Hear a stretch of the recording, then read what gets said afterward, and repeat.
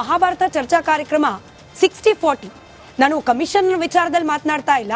60% ಈ ಡಿಬೇಟ್ನ ಸಮಯವನ್ನ ಈ ಕಮಿಷನ್ ಆರೋಪಕ್ಕೆ ಸಂಬಂಧಪಟ್ಟಂತೆ ಮಾಡಿದ್ರೆ ಇನ್ನು 40% ಸಮಯವನ್ನ ನಾವು ಈಗ ಆತಂಕಕ್ಕೆ ಕಾರಣವಾಗಿರುವ HMP ವೈರಸ್ನ ಕುರಿತಾಗಿ ಮಾತನಾಡ್ತಾ ಹೋಗ್ತೀವಿ. ಮೊದಲ ಡಿಬೇಟ್ನ ವಿಚಾರ ಕುಮಾರಸ್ವಾಮಿ ಅವರು ಮಾಡಿರುವ ಕಮಿಷನ್. 40% ಕಮಿಷನ್ ಅನ್ನೋ ಆರೋಪವನ್ನ ಬಿಜೆಪಿ ಮೇಲೆ ಕಾಂಗ್ರೆಸ್ಸಿಗರು ಮಾಡಿದ್ರು ಚುನಾವಣೆಗೆ ಮುಂಚೆ. ಇದೀಗ ಕಾಂಗ್ರೆಸ್ ಸರ್ಕಾರ ಬಂದ ಮೇಲೆ 40 ಇದ್ದಿದ್ದು 60% ಆಗಿದೆ ಅನ್ನೋ ಗಂಭೀರ ಆರೋಪ. ಕುಮಾರಸ್ವಾಮಿ ಅವರು ಈ ಆರೋಪ ಮಾಡ್ತಾ ಇದ್ದಂತೆ ಕಾಂಗ್ರೆಸ್ನ ಒಬ್ಬೊಬ್ಬ ಸಚಿವರು ಕೂಡ ಒಂದೊಂದು ರೀತಿಯಲ್ಲಿ ಕೌಂಟರ್ ಕೊಡೋ ಪ್ರಯತ್ನವನ್ನ ಮಾಡಿದ್ದಾರೆ. ನಿಜಕ್ಕೂ ರಾಜ್ಯದಲ್ಲಿ ಕಮಿಷನ್ ದಂಧೆ ಅನ್ನೋದು ಇಲ್ಲದೆ ಯಾವ ಕೆಲಸ ಕೂಡ ಆಗ್ತಾ ಇಲ್ವಾ? ಇಲ್ಲಿ ಕೇವಲ ಗುತ್ತಿಗೆದಾರರ ಕೆಲಸ ಮಾತ್ರ ಅಲ್ಲ, ಸರ್ಕಾರಿ ಕೆಲಸ ಯಾವುದೇ ಆಗಬೇಕಂದ್ರೂ ಕೂಡ ಪರ್ಸೆಂಟೇಜ್ ಇಲ್ಲದೆ ಕೆಲಸ ಆಗೋದಿಲ್ಲ ಅನ್ನೋ ಆರೋಪ ಸತ್ಯಾನ? ಇದನ್ನ ಚರ್ಚೆ ಮಾಡ್ತಾ ಹೋಗೋಣ.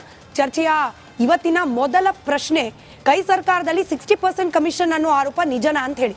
ಯಾರೆಲ್ಲ ಓಟ್ ಹಾಕಿದ್ದೀರಿ ಧನ್ಯವಾದ, ಯಾರೆಲ್ಲ ಓಟ್ ಹಾಕಿಲ್ಲ QR ಕೋಡ್ಸ್ ನಿಮ್ಮ ಸ್ಕ್ರೀನ್ ಮೇಲೆ ಕಾಣ್ತಾ ಇದೆ, ಅದನ್ನ ಸ್ಕ್ಯಾನ್ ಮಾಡಿ ನಿಮ್ಮ ಅಭಿಪ್ರಾಯವನ್ನ ತಿಳಿಸಬಹುದು. ಚರ್ಚೆಯ ಕೊನೆಯಲ್ಲಿ ಎಷ್ಟು ಪರ್ಸೆಂಟೇಜ್ ಓಟ್ ಯಾವುದಕ್ಕೆ ಬಂದಿದೆ ಅನ್ನೋದನ್ನ ಬಹಳ ಪಾರದರ್ಶಕವಾಗಿ ತಿಳಿಸ್ತೀವಿ. ಚರ್ಚೆನ ಬ್ರೇಕಿಂಗ್ ಅಪ್ಡೇಟ್ನ ಮೂಲಕ ಪ್ರಾರಂಭ ಮಾಡೋಣ. ಕಾಂಗ್ರೆಸ್ ಸರ್ಕಾರದಲ್ಲಿ 60% ಕಮಿಷನ್ ಇದೆ ಅನ್ನೋ ಆರೋಪವನ್ನ ಕುಮಾರಸ್ವಾಮಿ ಅವರು ಮಾಡಿದ್ರು. ಕುಮಾರಸ್ವಾಮಿ ಅವರ ಈ ಆರೋಪದ ಬೆನ್ನಲ್ಲೇ ಶುರುವಾಗಿದೆ ಇದೀಗ ಟಾಕ್ ವಾರ್. 60% ಕಮಿಷನ್ ಇಲ್ಲದೆ ಕೆಲಸ ಆಗೋದಿಲ್ಲ ಅನ್ನೋ ಕುಮಾರಸ್ವಾಮಿ ಅವರ ಆರೋಪ ಸತ್ಯಾನ ಸುಳ್ಳ? ಗುತ್ತಿಗೆ ಮಾತ್ರವಲ್ಲ, ಎಲ್ಲದಕ್ಕೂ ಕೂಡ ಕೊಡಬೇಕು ದುಡ್ಡು ಅಂತ ಹೇಳ್ತಿದ್ದಾರೆ. ಬಿಜೆಪಿಗೆ ನೀವು ಹೇಳಿದ್ರಿ 40% ಕಮಿಷನ್ ಸರ್ಕಾರ ಅಂತ, ಈಗ ನೀವು ಮಾಡ್ತಿರೋದೇನು ಅಂತ ಹೇಳಿ ನೇರವಾಗಿ ಕಾಂಗ್ರೆಸ್ ಅನ್ನ ಪ್ರಶ್ನೆ ಕೇಳಿದ್ದಾರೆ. ಕುಮಾರಸ್ವಾಮಿ ಅವರ ನೆನ್ನೆಯ ಹೇಳಿಕೆ, ಮುಖ್ಯಮಂತ್ರಿಗಳ ಇವತ್ತಿನ ರಿಯಾಕ್ಷನ್, ಅದೆರಡನ್ನ ಗಮನಿಸಿ ಚರ್ಚೆ ಪ್ರಾರಂಭ ಮಾಡೋಣ.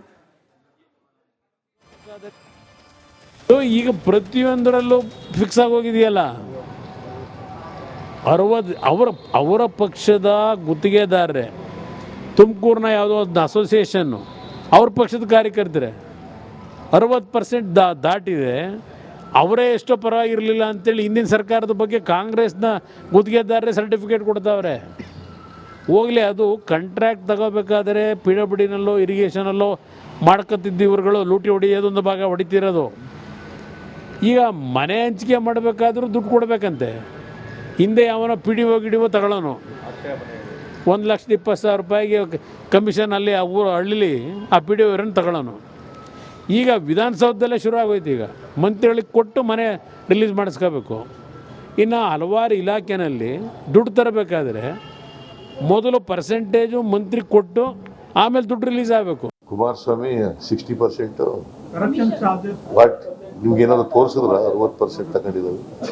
ಮತ್ತೆ ಸರ್ ಬೊಮ್ಮಾಯಿ ಹೇಳ್ತಾರೆ ನಮ್ಮ ಮೇಲೆ 40% ಮಾಡಿದ್ರು, ಆಗ ಅವ್ರು ದಾಖಲೆ ಕೊಟ್ಟಿದ್ರು ಅಂತ ಕೇಳ್ತಿದ್ದಾರೆ. ಯಾರು? ಬಸವರಾಜ ಬೊಮ್ಮಾಯಿ ಅವರು. ನಾನ್ ಕೊಟ್ಟಿಲ್ಲ, ಕಾಂಟ್ರಾಕ್ಟರ್ ಹೇಳಿದ್ರು. ಬಸವರಾಜ ಬೊಮ್ಮಾಯಿ ಇರುವಾಗ ಕೆಂಪಣ್ಣವ್ರು ಯಾರು? ಅವ್ರು ಹೇಳಿದ್ದಲ್ವಾ? ನಾನು ಹೇಳಿದ್ನ? ನಾನು ಆಮೇಲೆ ಹೇಳಿದ್ದು. ಮೊದಲ ಹೇಳಿದವ್ರು ಅವರು. ಕಮಿಷನ್ ಕೊಡೋರು ಯಾರು? ತಗೊಳ್ಳೋರು ಹಿಂದಿನ ಸರ್ಕಾರದವರು. ಬಿಜೆಪಿ ಅವ್ರು ತಗೊಂಡಿದ್ದಾರೆ ಅಂತ ಹೇಳಿದ್ದು. ಕುಮಾರಸ್ವಾಮಿ ಚರ್ಚೆಯಲ್ಲಿ ಕಾಂಗ್ರೆಸ್ನ ವಕ್ತಾರರಾದ ದರ್ಶನ್ ಅವರಿದ್ದಾರೆ, ಬಿಜೆಪಿ ವಕ್ತಾರೆ Surbhi Hodigere. After long time, good to have you ma'am, welcome. ಹಾಗೆ ಜೆಡಿಎಸ್ನ ವಕ್ತಾರರಾದ ಅಶ್ವಿನ್ ಗೌಡ್ರಿದ್ದಾರೆ. ಎಲ್ರಿಗೂ ನಮಸ್ಕಾರ, ಕಾರ್ಯಕ್ರಮಕ್ಕೆ ಸ್ವಾಗತ. ಮೊದಲ ಪ್ರಶ್ನೆ, ಆರೋಪ ಇರೋದು ಕಾಂಗ್ರೆಸ್ ಪಕ್ಷದ ವಿರುದ್ಧವಾಗಿ ಆಗಿರೋದ್ರಿಂದ ಕಾಂಗ್ರೆಸ್ ವಕ್ತಾರರಿಂದಲೇ 60% ಕಮಿಷನ್ ಕೇವಲ ಗುತ್ತಿಗೆದಾರರು ಮಾತ್ರವಲ್ಲ, ಎಲ್ಲಾ ಕೆಲಸದಲ್ಲೂ ಕೂಡ ಮನೆ ತಗೊಳ್ಬೇಕು ಅಂದ್ರೂ ಅಥವಾ ಯಾವುದೋ ಒಂದು ಸರ್ಕಾರಿ ಸೇವೆ ಆಗಬೇಕು ಅಂದ್ರೂ ಯಾವುದೇ ವಿಚಾರಕ್ಕಾದ್ರೂ 60% ಕಮಿಷನ್ ಹೇಳ್ತಿರೋದು ಬೇರೆ ಯಾರೂ ಅಲ್ಲ, ಕಾಂಗ್ರೆಸ್ ಪಕ್ಷದ ಬೆಂಬಲಿಗರಾಗಿದ್ದವರೇ ಅನ್ನೋದು ಕೇಂದ್ರ ಸಚಿವರ ಆರೋಪ. ಕುಮಾರಸ್ವಾಮಿ ಅವರು ಈ ರೀತಿ ಹೇಳಿಕೆಗಳನ್ನ ಆರೋಪಗಳನ್ನ ಮಾಡುವಂಥದ್ದು ಇದು ಮೊದಲು ಅಲ್ಲ, ಇದು ಕೊನೆನೂ ಅಲ್ಲ. ಮತ್ತು ಅವ್ರು ಹೇಳಬೇಕಾದ್ರೆ ಒಂದು ಕ್ಲಾರಿಟಿ ಇರಬೇಕು, ಯಾರು, ಯಾವ ಸಂಸ್ಥೆ, ಏನು ಅನ್ನುವಂಥ ಒಂದು ವಿಚಾರ ಇರಬೇಕಾಗುತ್ತೆ. ಇವತ್ತು ನಾವು ರಾಜಕೀಯದ ಭ್ರಷ್ಟಾಚಾರದ ಪಿತಾಮಹ ಯಾರಾದರೂ ಇದ್ದಾರೆ ಈ ಕರ್ನಾಟಕದಲ್ಲಿ ಅಂತಂದ್ರೆ 2006ರಲ್ಲಿ ಆಪರೇಷನ್ ಏನು ಮಾಡಿದ್ರು, ಸೊ ಅಲ್ಲಿಂದಾನೇ ಗೊತ್ತಾಗ್ತದೆ ಅವರ ಒಂದು ರಾಜಕೀಯ ವ್ಯಕ್ತಿತ್ವ, ವಿಚಾರಧಾರೆಗಳು ಯಾವ್ಯಾವ ರೀತಿ ನಡ್ಕೊಂಡು ಹೋಯ್ತು ಅಂತ. ಮತ್ತೆ ಅವರು ಆಳ್ವಿಕೆನಲ್ಲಿದ್ದಾಗ ಇಡೀ ಕರ್ನಾಟಕದ ವಿಧಾನಸಭೆಯಲ್ಲಿ ಮೊದಲ ಸಿಡಿ ತಿರುಗಿದ್ದು 150 ಕೋಟಿ ರೂಪಾಯಿ ಮೊದಲ ಸಿಡಿ ತಿರುಗಿದ್ದು ವಿಧಾನಸೌಧದಲ್ಲಿ ಇದೇ ಕುಮಾರಸ್ವಾಮಿ ಅವರ ವಿರುದ್ಧ ಅನ್ನುವಂಥದ್ದನ್ನ ಕುಮಾರಸ್ವಾಮಿ ಅವರು ಮರೆಯುವಂಥದ್ದಲ್ಲ. ಜೊತೆಗೆ ಇವತ್ತು ಕುಮಾರಸ್ವಾಮಿ ಅವರು ಭ್ರಷ್ಟಾಚಾರದ ಬಗ್ಗೆ ಮಾತಾಡ್ತಾ ಇದ್ದಾರೆ. ಒಳ್ಳೇದೇ, ಇವತ್ತು ಅವ್ರದೇ ಆದಂತಹ ಒಂದು ಕೇಸು IPS ಅಧಿಕಾರಿ ಚಂದ್ರಶೇಖರ್ ಅವರು 218 ಪುಟದ ವರದಿಯನ್ನ ಶ್ರೀ ಸಾಯಿ ವೆಂಕಟೇಶ್ವರ ಮಿನರಲ್ಸ್ಗೆ ಮಾಡಿದಾರಲ್ಲ, 530 ಎಕರೆ ಯಾವೊಂದು ಕಂಪ್ನಿಗೆ ಬಂದಿದೆ, ಆ ಕಂಪ್ನಿಗೆ ವ್ಯಾಟು ಇಲ್ಲ, ಅಡ್ರೆಸ್ಸು ಇಲ್ಲ, ಟ್ರಾನ್ಸಾಕ್ಷನ್ ಇಲ್ಲ. ಇವತ್ತು ಅದನ್ನ ರಾಜ್ಯಪಾಲರ ಅಂಗಳದಲ್ಲಿದೆ, ಆದ್ರೆ ರಾಜ್ಯಪಾಲರ ಹಿಂದೆ ಬಚ್ಚಿಟ್ಕೊಂಡು ಏನ್ ಸೇಫ್ ಗೇಮ್ ಮಾಡುವಂತ ಕೆಲಸವನ್ನ ಇದೇ ಕುಮಾರಸ್ವಾಮಿ ಅವರು ಮಾಡ್ತಾ ಇದ್ದಾರೆ. ಮತ್ತೆ ಇನ್ನೊಂದು, ರಾಜಶೇಖರಯ್ಯ ಅನ್ನುವಂತ ವ್ಯಕ್ತಿ ಬದುಕೂ ಇಲ್ಲ, ಅದೊಂದು ಆಕೃತಿನೂ ಅಲ್ಲ, ಅದೊಂದು ಮನುಷ್ಯನೂ ಅಲ್ಲ. ಅವರ ಹೆಸರಲ್ಲಿ ಗಂಗೇನಹಳ್ಳಿನಲ್ಲಿ ಏನು ಒಂದು 100 ಕೋಟಿ ರೂಪಾಯಿ ಬೆಲೆ ಬಾಳುವಂತಹ ಜಾಗ, ಇವರ ಭಾವ, ಇವರ ಅತ್ತೆ ವಿಮಲಾ ಅವರು GPA ಮಾಡ್ಕೊಳ್ಳೋ ರೀತಿ, ಚೆನ್ನಪ್ಪ ಅವರು ಅದಕ್ಕೆ 60 ಲಕ್ಷ, ಒಂದು 100 ಕೋಟಿ ರೂಪಾಯಿ ಬೆಲೆ ಬಾಳೋದನ್ನ 60 ಲಕ್ಷಕ್ಕೆ ಮಾಡಿಸ್ಕೊಂಡಿರ್ತಕ್ಕಂಥದ್ದು, ಅದಕ್ಕೆ ಮಾನ್ಯ ಯಡಿಯೂರಪ್ಪನವರ ಸಹಿ ಇರ್ತಕ್ಕಂಥದ್ದು, ಆ ಒಂದು ಕೇಸ್ ಇರ್ತಕ್ಕಂಥದ್ದು ಮಾನ್ಯ ಕುಮಾರಸ್ವಾಮಿ ಅವರ ಮೇಲೆ. ಜೊತೆಗೆ 86 ಎಕರೆ ಪಡುವಾಲ ಹಿಪ್ಪೆಯ ಜಾಗ ಏನಿದೆಯಲ್ಲ, ಅದು ಇವತ್ತು ರಾಜ್ಯಪಾಲರ ಅಂಗಳದಲ್ಲಿ ಇರ್ತಕ್ಕಂಥದ್ದು. ಮತ್ತೆ ಗುಡಿಮಾವು ಸರ್ವೆ ನಂಬರ್ ಇದೇ ಕುಮಾರಸ್ವಾಮಿ ಅವರ ಬೇನಾಮಿ ಅಂತೇಳಿ 50 ಎಕರೆ ಜಾಗ ಇರ್ತಕ್ಕಂಥದ್ದು, ರಾಂಪುರದಲ್ಲಿ 8 ಎಕರೆ ಮಾವಿನ ತೋಪ್ ಇರ್ತಕ್ಕಂಥದ್ದು, ಬೆಂಗಳೂರಿನಲ್ಲಿ 30 ಎಕರೆ ಕುದುರೆ ಫಾರ್ಮ್ ಇರ್ತಕ್ಕಂಥದ್ದು, ಜೊತೆಗೆ ಚಿಕ್ಕಗುಬ್ಬಿ ಗ್ರಾಮದಲ್ಲಿ ಅಲ್ಲೊಂದು 30 ಎಕರೆ ಜಾಗಗಳು ವಿಲ್ಲ ಎಲ್ಲ ಮಾಡಿದಾರಲ್ಲ ಕುಮಾರಸ್ವಾಮಿ ಅವರೇ. ಇದರ ದಾಖಲೆಗಳು, ಇದರ ನೈಜಾಂಶ, ಇದರ ಸತ್ಯಾಂಶಗಳನ್ನ ತಾವು ರಾಜ್ಯದ ಜನರ ಮುಂದೆ ಇಡಬೇಕು. ಅವ್ರು ಬಿಡ್ತಾರೋ ಇಲ್ಲೋ ಗೊತ್ತಿಲ್ಲ, ನಾನಂತೂ 2 ನಿಮಿಷ ಕಂಟಿನ್ಯೂಸ್ ಆಗಿ ಅನ್ಇಂಟರ್ಪ್ರಿಟೆಡ್ ಆಗ್ಬಿಟ್ಟೆ ನೀವು ಪಟ್ಟಿ ಕೊಡ್ಲಿ ಅಂತ ಹೇಳಿ. ಬಟ್ ನಾನು ಕೇಳಿದ ಪ್ರಶ್ನೆ ಆರೋಪಕ್ಕೆ ಆರೋಪನೇ ಉತ್ತರನ. ಈಗ ಆರೋಪ ಮಾಡ್ತಿರೋದು ಕಾಂಗ್ರೆಸ್ನವ್ರ ಮೇಲೆ, ಉತ್ತರ ಕೊಡಬೇಕಾಗಿರೋದು ಕಾಂಗ್ರೆಸ್ ಸರ್ಕಾರದ ಕಾರ್ಯವೈಖರಿ ಮೇಲೆ. ಕುಮಾರಸ್ವಾಮಿ ಅವ್ರು ಪಟ್ಟಿ ಕೊಟ್ರಿ, ಜನ ತಿಳ್ಕೊಂಡಿದ್ದಾರೆ, ಕಾಂಗ್ರೆಸ್ನದ್ ಹೇಳಿ ಉತ್ತರ. ನೋಡಿ, ಇಲ್ಲಿ ಯಾವುದೇ ರೀತಿಯಾದಂತಹ ಭ್ರಷ್ಟಾಚಾರಗಳು ನಡೀತಿಲ್ಲ. ಯಾವುದೇ ರೀತಿಯಾದಂತಹ ಭ್ರಷ್ಟಾಚಾರಗಳು ಆಗಿಲ್ಲ. ಜೊತೆಗೆ ಅದರಲ್ಲಿ ನಿಮ್ಮ ಬಿಜೆಪಿ ಅವರ ಬೊಮ್ಮಾಯಿ ಅವರಿಗೆ ಯಾಕೆ ಇಡಿ ಅವರು ನೋಟಿಸ್ ಕೊಟ್ಟಿಲ್ಲ, ನೀವು ಉತ್ತರ ಕೊಡಿ. ಅದೇ UD ಮಿನಿಸ್ಟರ್ ಭೈರತಿ ಬಸವರಾಜ್ ಅವರಿಗೆ ಯಾಕೆ ನೋಟಿಸ್ ಕೊಟ್ಟಿಲ್ಲ, ಯಾವುದೂ ಇಲ್ಲ. ಇದೊಂದು ಪೊಲಿಟಿಕಲ್ ಪ್ರೊಪಗಂಡ ಮಾಡಿದ್ರು ಸಿದ್ದರಾಮಯ್ಯನವರು ವಿಚಾರದಲ್ಲಿ ಅನ್ನುವಂಥದ್ದು ಇಡೀ ಜಗತ್ತಿಗೆ ಗೊತ್ತಿರ್ತಕ್ಕಂಥದ್ದು. ಇವತ್ತು ಮೇಡಮ್ ಅವರ ಬಿಜೆಪಿ ಅಂದ್ರೆ ಭ್ರಷ್ಟಾಚಾರಿಗಳ ಜನತಾ ಪಾರ್ಟಿ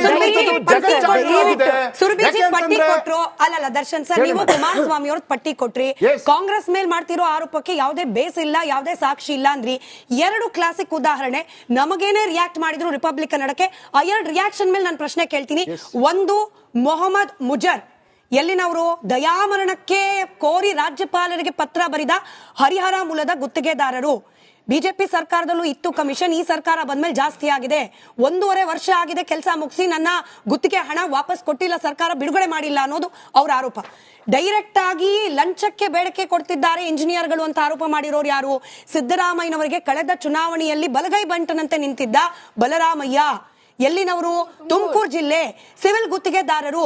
ಡೈರೆಕ್ಟ್ ಆಗಿ ತುಮಕೂರು ಮೂಲದ ಶಾಸಕರು ಸಚಿವರೇ ಕೇಳ್ತಾರಂತೆ ಇಂಜಿನಿಯರ್ ಹತ್ರ, ದುಡ್ಡು ಕೊಡದಿದ್ರೆ ಮಾತು ಆಡಿಸ್ಬೇಡ ಅಂತ. 2 ಆರೋಪ ಸರ್. ಆರೋಪ ನಾನು ಹೇಳ್ತಿರೋದು, ಉತ್ತರ ಕೊಡಿ. ನೋಡಿ, ಈಗ ಆರೋಪ ಮಾಡೋದಕ್ಕೆ ಎಲ್ಲರೂ ಶಕ್ತರಿದ್ದಾರೆ, ಆರೋಪ ಮಾಡ್ಕೊಬಹುದು.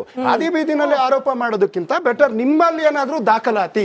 ಇವಾಗ ನಾವು ಕೋವಿಡ್ ವರದಿ, ಕೋವಿಡ್ ವಿಚಾರದಲ್ಲಿ ನಾವು ಆರೋಪಗಳನ್ನ ಮಾಡಿದ್ವಿ. ಇವತ್ತು ಜಸ್ಟಿಸ್ ಕುನ್ನ ಅವರ ವರದಿ ಬಂದಿದೆ, ವರದಿ ಏನು ಸರ್ಕಾರಕ್ಕೆ ಸಲ್ಲಿಕೆ ಆಗಿದೆ, ಅದರಲ್ಲಿ ಹಗರಣಗಳ ಪಟ್ಟಿನೇ ಇರ್ತಕ್ಕಂಥದ್ದು ವಾಸ್ತವಾಂಶ. ಉದಾಹರಣೆ, ನಾವು 40% ಅನ್ನುವಂತ ಆರೋಪ ಮಾಡಿದ್ವಿ. ಕೆಂಪಣ್ಣವರು ರಾಷ್ಟ್ರಪತಿಗಳಿಗೆ ಬರೆದಂತ ಜೊತೆಗೆ ಇದು ದಿಕ್ಕು ತಪ್ಪು ಕೆಲಸ ಮಾಡಬೇಡಿ. ಅಂಬಿಕಾ ಪತಿ ಕೆಂಪಣ್ಣವ್ರದು ಲಿಂಗಾಲೇಶ್ವರ ಸ್ವಾಮೀಜಿ ಈ ರೀತಿಯಾದಂತಹ ಅಂಬಿಕಾ ಪತಿ ಅವ್ರಿಗೂ ನಮಗೆ ಯಾವ ಸಂಬಂಧ ಇಲ್ಲ. ಕೆಂಪಣ್ಣವರ ಆರೋಪ ರಾಷ್ಟ್ರಪತಿಗಳಿಗೆ, ಪ್ರಧಾನಿಯವರಿಗೆ, ಮುಖ್ಯಮಂತ್ರಿಗಳಿಗೆ ಅವರು ರಾಜ್ಯ 10 ಸೆಕೆಂಡ್ ಅಲ್ಲಿ ದರ್ಶನ್ ಅವರು ಉತ್ತರ ಕೊಟ್ಬಿಡ್ಲಿ. ಸುರ್ಬಿ ಅವರೇ, ದರ್ಶನ್ ಸರ್ ಇಬ್ಬರಿಗೂ ವಿಶೇಷವಾದ ಮನವಿ. ಜನರಿಗೆ ಹಿಂಗ್ ಕಿರ್ಚಾಡಿ ಕನ್ಫ್ಯೂಸ್ ಮಾಡೋದು ಬೇಡಪ್ಪ. ಇಬ್ರು ಕೂಡ ಹೋಮ್ ವರ್ಕ್ ಮಾಡ್ಕೊಂಡ್ ಬಂದಿದ್ದೀರಿ, ಇಬ್ಬರ ಹತ್ರನು ಪಟ್ಟಿ ದೊಡ್ದಿದೆ, ಕ್ಲೀನ್ ಆಗಿ ಗೊತ್ತಾಗ್ಲಿ. 10 ಸೆಕೆಂಡ್ ಅಲ್ಲಿ ನೀವು ಉತ್ತರ ಕೊಟ್ಬಿಡಿ. ನಾನು ಸುರ್ಬಿಗ್ ಪ್ರಶ್ನೆ ಕೇಳಬೇಕು.